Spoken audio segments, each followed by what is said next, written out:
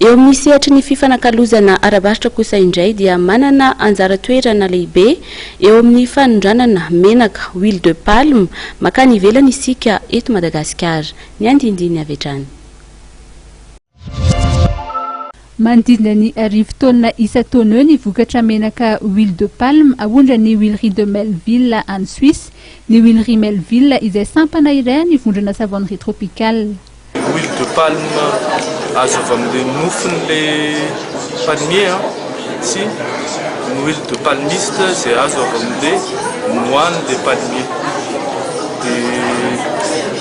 Io zany no vokarin'ny orinasa ahondrana any ivelany ka hatramin'izao mbola tsy mahavita manome fahafapoan'ilay clientnay any ivelany zany zay dia mbola miezaka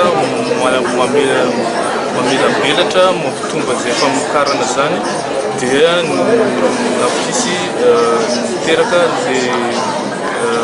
projet plantation villageoise mba ho fanitarana ny famokarana zay zany. Raha ny fantatra dia misy ny tantsorika azo avy any ivelany. Efa natsangana zany